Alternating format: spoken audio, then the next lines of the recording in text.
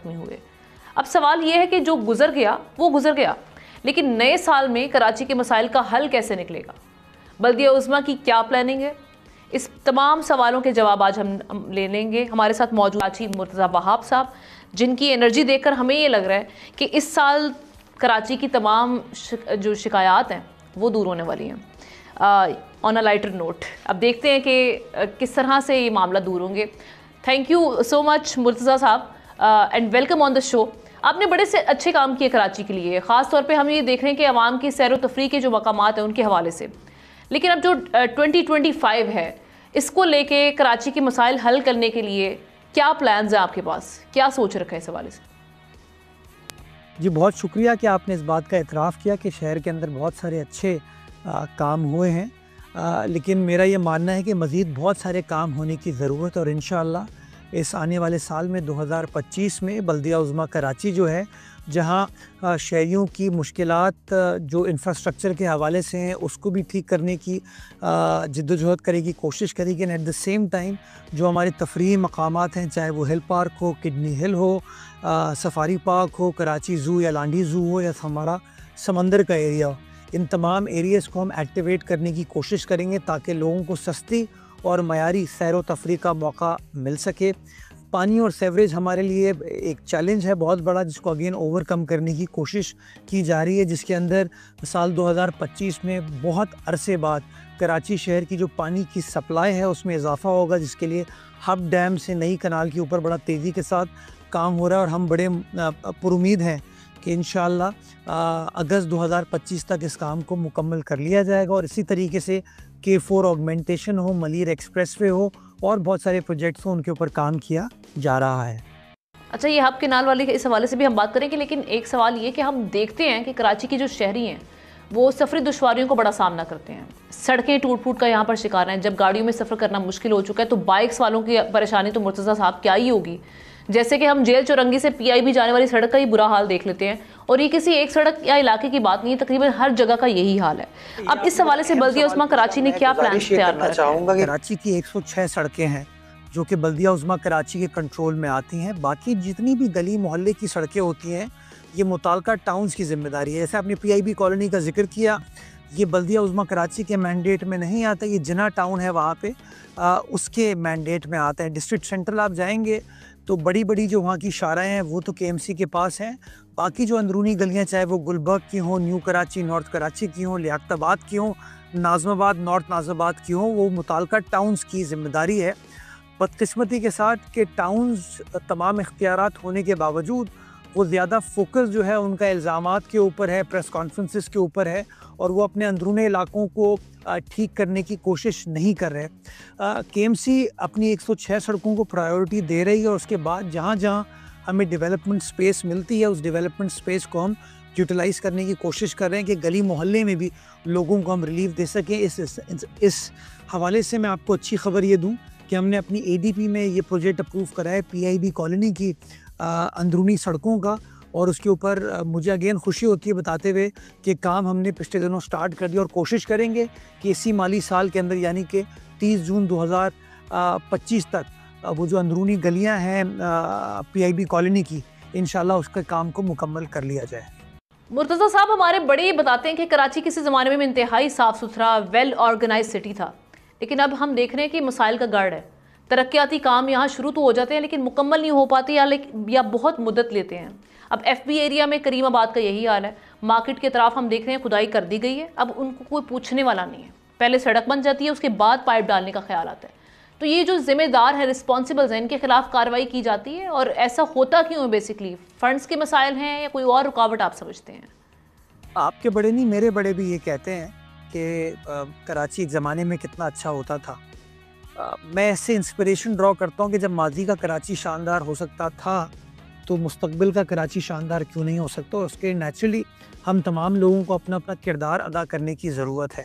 आपने बिल्कुल बजा फरमाया कि इस तरह का कोऑर्डिनेशन का फुकदान है कि सड़क बनती है, सड़क को बाद में रोड कटिंग के नाम पर काट दिया जाता है। कहीं काम स्टार्ट किया जाता है तो जो सियासी लोग हैं मुख्तलिफ़ सियासी जमातों के, वो आ जाते हैं कि जी काम नहीं होना चाहिए, जिस तरह हम कहेंगे उस तरह काम होगा।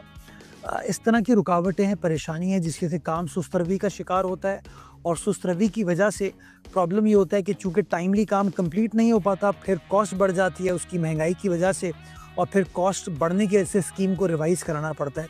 तो इस तरह के चैलेंजेस हैं जिसको हम कोशिश कर रहे हैं निपटें। मैं कराची के हर स्टेक होल्डर को कहता हूँ, चाहे उसका ताल्लुक मेरी सियासी जमात से हो या अपोजिशन की सियासी जमातों से हो, कि अगर हम सब मिलकर काम करेंगे, कोऑर्डिनेट करेंगे, तो ज़्यादा बेहतर तरीके से काम हो पाएगा। बदकिस्मती के साथ जो हमारे मुखालफीन हैं, उनका बुनियादी एतराज़ ही है कि अगर शहर में काम हो तो उनके नाम से काम हो, क्योंकि अगर पीपल्स पार्टी के नाम से काम होगा तो सियासी तौर पर उनको मुश्किलात का सामना करना पड़ेगा। तो आए दिन वो हमारे लिए मुश्किलात क्रिएट करते हैं, लेकिन हम कोशिश कर रहे हैं कि उन मुश्किलात को ओवरकम करें। और शहर कराची में मैं बड़ा कॉन्फिडेंटली आपको कह सकता हूँ कि अगर इस वक्त काम हो रहा है तो या तो सिंध हुकूमत के इश्तराक से हो रहा है या बल्दिया उज़्मा कराची काम कर रही है, और जहाँ पे पाकिस्तान पीपल्स पार्टी की क़यादत मौजूद है। बाकी जो हमारे मुखालफीन हैं वो रोज़ सुबह 11 बजे उठ के प्रेस कॉन्फ्रेंस करते हैं, जिसका मकसद सिर्फ ये है कि लोगों को नाउमीदी दिलाएं और अपने निकम्मेपन का एहसास लोगों को दिलाएं। उस निकम्मेपन की ज़िम्मेदारी जो है वो पीपल्स पार्टी के ऊपर डाल दें। लेकिन मैं ये समझता हूँ कि लोगों के सामने अब ये बात बड़ी क्लियर होती जा रही है कि बातें करने से मसाइल हल नहीं होते। मसाइल हल करने के लिए आपको मैदान में उतरना पड़ता है, और मैदान में इस वक्त पाकिस्तान पीपल्स पार्टी आपको काम करते हुए नज़र आ रही है। और मेरा वादा है कि इंशाअल्लाह बिनावल भुट्टो जरदारी साहब की क़यादत में इसी तरीके से काम का सिलसिला जारी और सारी रहेगा। अच्छा, one of the major issues हम देखते हैं कि वो वाटर क्राइसिस है, जो सिर्फ मिडिल क्लास का नहीं है, पोश एरिया को भी फेस करना पड़ता है। घरों में हम देखते हैं पानी आता नहीं है और सड़कें सीवरेज के पानी से भरी रहती हैं। ये इसकी रीज़न क्या समझते हैं आप? अफसोसनाक सिचुएशन है कि पानी का शॉर्टफॉल है, पानी की कमी है, और फिर हमारी जमात इस्लामी के दोस्त जो कि बनो काबिल कहलाना तो करते हैं, नेक नियति की भी बात करते हैं, लेकिन आखिर में वो टैंकर का जो पानी है उसको बहा देते हैं, जिसका नुकसान अगेन कराची वालों को होता है। और अगर हम सख्त बात करते हैं तो फिर उनको वो नागवार गुजरती है। आपकी बात आपने बजा फरमाया कि शहर में पानी का फुकदान है। उसकी बुनियादी वजह यह है कि शहर में पानी का शॉर्टफॉल है। 1100 मिलियन गैलन यौमिया पानी रिक्वायर्ड है, सप्लाई तकरीबन कोई 550 मिलियन गैलन यौमिया है। तो तकरीबन कोई 50% के ऊपर हम खड़े हुए हैं। तो जो शहर का टेल एंड एरिया है और जिस तरीके से हमारी आबादी बढ़ रही है, वहाँ पर पानी के मुश्किलात बिल्कुल आ रहे हैं। लेकिन जैसा कि मैंने आपको अपने इब्तदाई सवाल के जवाब में बताया था कि हम पानी की सोर्स को बढ़ाने की कोशिश कर रहे हैं। हब डैम से नई लाइन एक लाई जा रही है जो कि इजाफी 100 मिलियन गैलन पानी कराची को सप्लाई कर पाएगी, जिससे कराची के डिस्ट्रिक्ट वेस्ट को, सेंट्रल को, किमाड़ी को, ओल्ड सिटी एरिया को भी फ़ायदा होगा। और जो बाकी शहर का एरिया उसको हम जो किंजर से हमारी सोर्स है उसको मीट करने में कामयाब हो पाएंगे। इसी तरीके से K4 के ऊपर भी काम चल रहा है। वफाकी हुकूमत K4 पे काम कर रही है और वाटर बोर्ड अपनी हुकूमत, सिंध हुकूमत की मदद से जो K4 की ऑगमेंटेशन शहर के अंदर होनी है उसके ऊपर काम स्टार्ट कर दिया है। तो इंशाअल्लाह साल 2025 के अंदर आप पानी के मुश्किलात में कमी आते हुए देखेंगे। एक और चीज़, वज़ीर आला सिंध साहब कई बार जो हब केनाल प्रोजेक्ट हैं, फीडर प्रोजेक्ट के भी, इससे बड़ी उम्मीदें अपनी ज़ाहिर कर चुके हैं, उनके स्टेटमेंट्स हमारे सामने हैं। ये जो फीडर के भी हैं, उनका ये कहना है कि लाइनिंग कराची में पानी की बढ़ती हुई ज़रूरत को पूरा करने के लिए तकरीबन 510 क्यूसेक पानी को महफूज करेगा, ये बता रहे हैं। अब क्या इस हवाले से आप क्या समझते हैं, क्योंकि माजी में जो K4 मंसूबे हैं वो भी ऐसी ही उम्मीदें थी उनसे भी? देखिए, उम्मीद तो करनी चाहिए, बिकॉज उम्मीद के बगैर खर्च कर रही है। काम स्टार्ट हो गया है, गो के 3 साल लगने इस काम में। वज़ीर आला सिंध ने इरिगेशन डिपार्टमेंट को ये कहा है कि कोशिश हमारी ये होनी चाहिए कि इस काम को इंशाअल्लाह हम 2 साल में कंप्लीट करें। और ये मैं बताता चलूँ कि ये पूरे साल में सिर्फ एक बार काम हो सकता है जब KB फीडर को बंद किया जाता है सप्लाई के लिए, और ये तकरीबन कोई 21 से 25 दिन का टाइम फ्रेम होता है जिसके अंदर आप कैनाल की लाइनिंग कर सकते हैं। अदरवाइज़ ऑल ईयर राउंड उसके ऊपर चूँकि पानी चल रहा होता है तो आप लाइनिंग का काम नहीं कर सकते हैं। काम माशरे चल रहा है और जो हिदायत हैं वो जारी की गई है। कोशिश हम करेंगे कि काम को जल्द मुकम्मल किया जाए ताकि जो कमिटमेंट्स हैं पाकिस्तान पीपल्स पार्टी की क़यादत की, उन कमिटमेंट्स को पूरा किया जा सके। मैं ये वाज़ेह करना चाहूँगा, गलती सब कर सकते हैं, गलतियाँ होती हैं, ज़िंदगी का हिस्सा है। लेकिन ये मैं आपको इस बात की यकीन दहानी कराता हूँ कि कराची की इंतज़ामिया अपनी सिंध हुकूमत की मदद से नेक नियति के साथ काम करिए, इस विज़न के साथ काम करिए कि कैसे लोगों की खिदमत की जा सकती है और कैसे लोगों के मसाइल को हल किया जा सकता है। अच्छा, लास्टली जाते जाते ये बताइएगा कि जो हम देखते हैं कि अब तो खैर सर्दियाँ आ गई हैं और अब गैस वाला प्रॉब्लम चल रहा है, घरों में गैस नहीं है, चूल्हे ठंडे पड़े हुए हैं, और जब गर्मियाँ हैं फिर रोशनियों का जो शहर है वो अंधेरे में डूबा होता है। तो इस मसले का हल हम कब तक एक्सपेक्ट करें कि ये फिक्स कर देंगे? ये दोनों सब्जेक्ट जो हैं वफाकी सब्जेक्ट्स हैं। इसमें बेहतर ये होगा आप जो वफाकी वज़ीर बराए एनर्जी हैं, ये पेट्रोलियम है, उनसे बात कर लें। आपने बात बजा फरमाई है कि लोड शेडिंग शहर का एक बुनियादी इशू है, चाहे वो बिजली के हवाले से हो या गैस के हवाले से हो, इसको हमें ओवरकम करने की ज़रूरत है।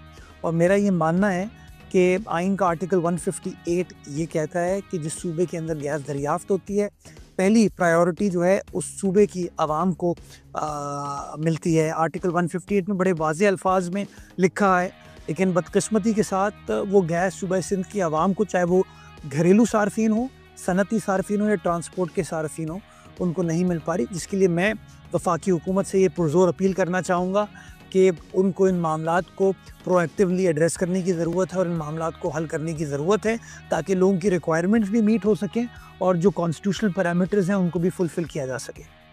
Thank you so much mayor Karachi Murtaza Wahab साहब। कराची के जो इश्यूज़ हैं उनके हवाले से बात कर रहे थे। अल्लाह करे जो उनकी कमिटमेंट्स हैं सिंध हुकूमत की, वो उस पर पूरा उतरे। इस साल कम से कम कराची के जो मसाइल हैं उनमें हम बेहतरी आते हुए देखें।